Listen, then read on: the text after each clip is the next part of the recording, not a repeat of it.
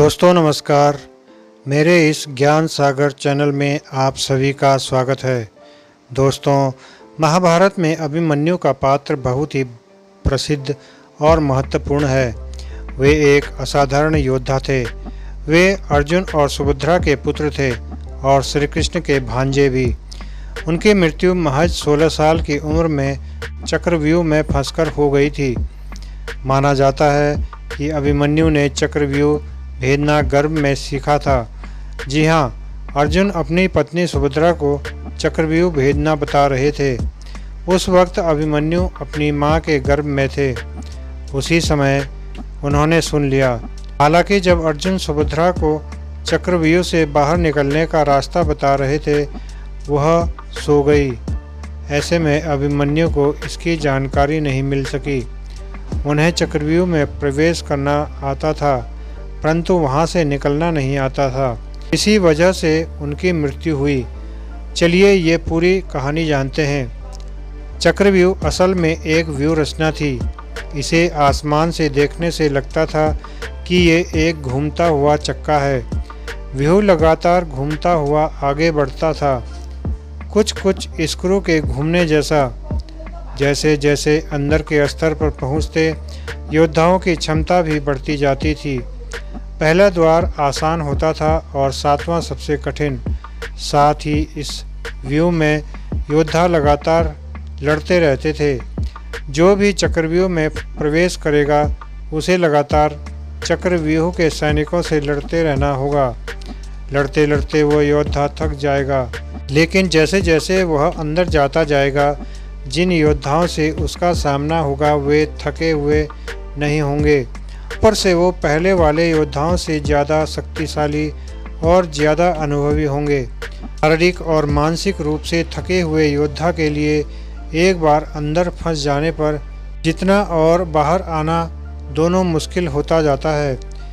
व्यूह में अगर कोई योद्धा मर जाता है तो उसके बगल वाला योद्धा उसका स्थान ले लेता है, यानी अंदर से एक बेहतर योद्धा निकल कर सामने आ जाते थे। इस तरह ये व्यूह भेदना नामुमकिन हो जाता है। महाभारत के 13वें दिन चक्रव्यूह रचा गया। चारों पांडव भय और चिंता से घिर गए। दरअसल युधिष्ठिर को चक्रव्यूह में फंसाना चाहते थे कौरव।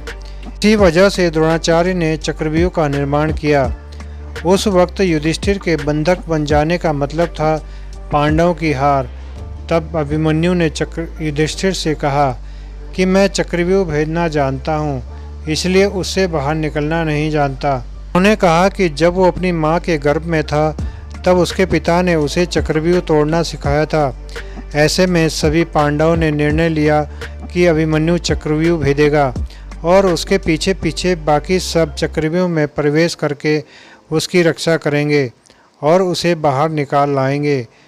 लेकिन जैसे ही अभिमन्यु घुसा और व्यूह फिर से बदला और पहली कतार पहले से ज़्यादा मजबूत हो गई, तो पीछे से योद्धा भीम, सात्यकी, नकुल, सहदेव कोई भी अंदर घुस नहीं पाए।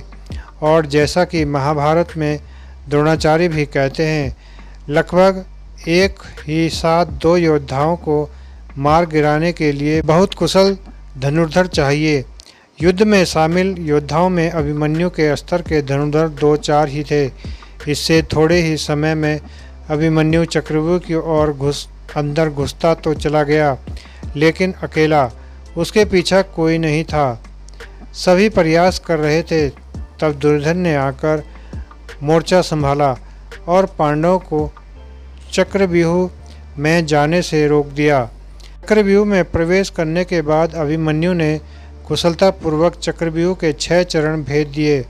इस दौरान अभिमन्यु द्वारा दुर्योधन के पुत्र लक्ष्मण का वध किया गया।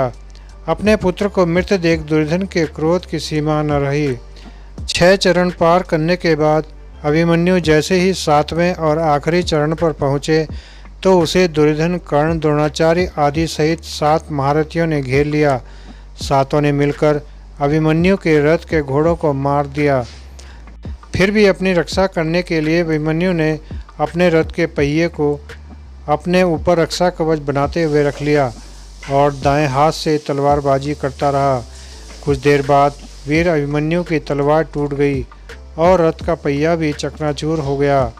युद्ध के नियम के अनुसार निहत्थे पर वार नहीं किया जाता था, किंतु तभी पीछे से निहत्थे अभिमन्यु पर जोरदार तलवार का प्रहार किया।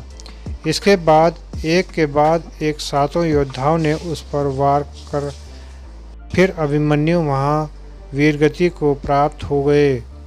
दोस्तों, आशा करता हूँ आपको यह जानकारी अच्छी लगी होगी। वीडियो पसंद आई हो तो वीडियो को लाइक और शेयर कीजिए और मेरे इस चैनल को भी सब्सक्राइब कीजिए। धन्यवाद।